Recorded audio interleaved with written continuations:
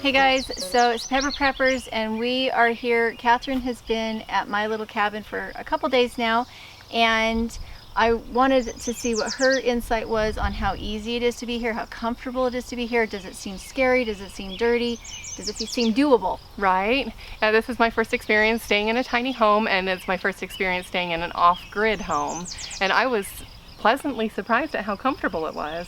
So I'm sleeping on the bench that's connected to the rocket mass stove. I'm from the Southwest and it was warm when I left here. I was watching videos of Julie all bundled up in jackets and long sleeve shirts, and I was a little concerned that I was going to get here and be cold, and it has been relatively cold. It's nice today. It's been much cooler. And so she did run the rocket mass stove, and for just a minimal amount of time. Maybe an hour and a half, maybe. I was shocked, and you fed it very little wood. So she just sat there and fed it a couple logs, and it heated up the house relatively quickly, and we stayed very comfortable. She at one point asked me if I was too cold, and I was like, no, very comfortable. So and it kept us warm till morning. We didn't have to restart the fire, even though it was about 50 degrees when we got up this morning. Yeah, no, and it's still warm. I was surprised. I walked by and touched it. And it's not hot to the touch, but it's warm. It radiates enough warmth to the whole cabin was comfortable. So I absolutely loved the candlelight and the lanterns. There was something just very, I don't know that romantic is the word, but it was just so homey and comfortable. I think it's serene. Serene's a good word. And it settles my soul. It does. And we got here and we both started getting sleepy, and it's comfortable. Yeah. Yeah. Good place to take a nap. What did you think of the outhouse?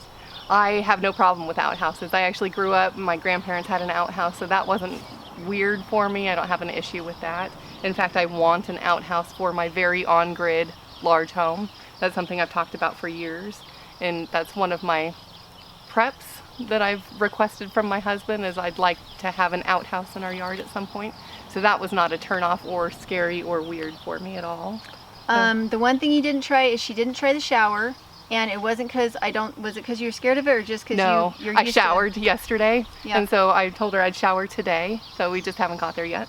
Yep. So. We enjoy how comfortable our shower is. You were surprised at how fast it was. Yeah, the kids. We were gone for 45 seconds, came back in, and we were clean. Yeah, the kids walked out and then walked right back in, and I said, did they shower? And Julie says, they did. It's that fast. It's that fast. It's very fast. It's not one of those showers where you turn around and scrub for a long period of time.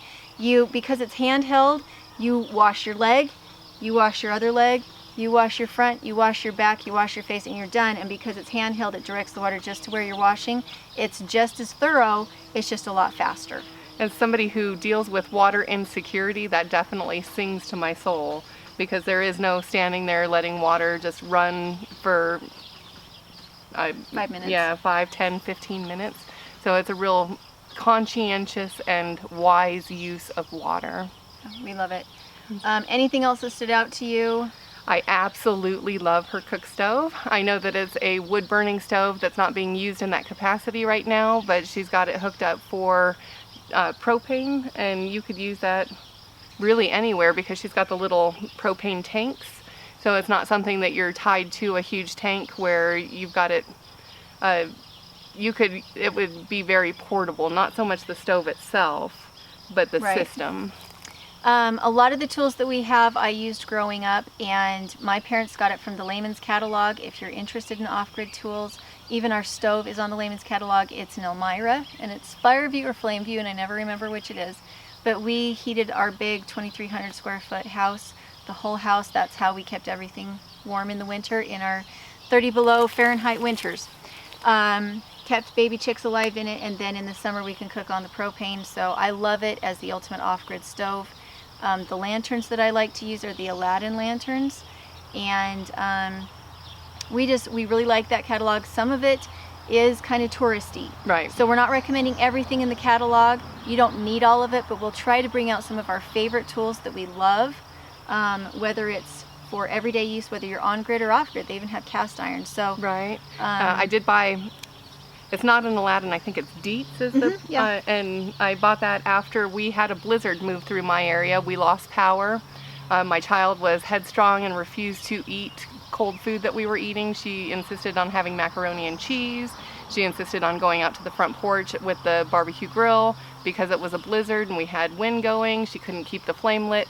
So I bought this little, and it won't feed a family, but it's a oil lamp, and it has a little, I mean teeny tiny pot that sits on top, but I figured that would be enough, that it would provide us light, and it would also give us an option for my headstrong kids that have to do their own thing so that they could make their whatever soup or macaroni or whatever it is that they insisted on having.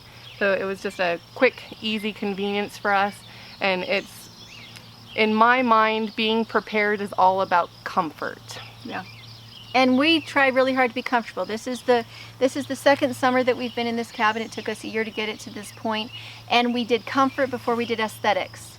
It's absolutely comfortable. Yeah, and it is very comfortable. We have food storage. We have beds that are very comfortable. We spent very minimal amounts of money, but there are certain tools that you do have to spend some pretty good money on if you really want to feel like you're safe and comfortable. We have an off-grid pump, hand pump on our well. That's how we get our water. And we have some other tools, and that one I do have information on that. It is the Freedom Pump, and it can go down to 300 feet, and it works really well for our area, and I think that cost us $350 to get put in. So it cost a little money, but we use it every time we're here. That's how we get our water. I'm envious. I can't use a system like that. I have two different wells on my property. One is 525 foot and one is 350 foot. Yeah, and 300 is the limit. Ours is 85 feet, so it works well for us. But we're going to try really hard to get those tools out that we find effective and not touristy, not gimmicky. We don't want you to buy things that you don't actually need. And we hope you're enjoying this series and that you will go and check out what we're doing.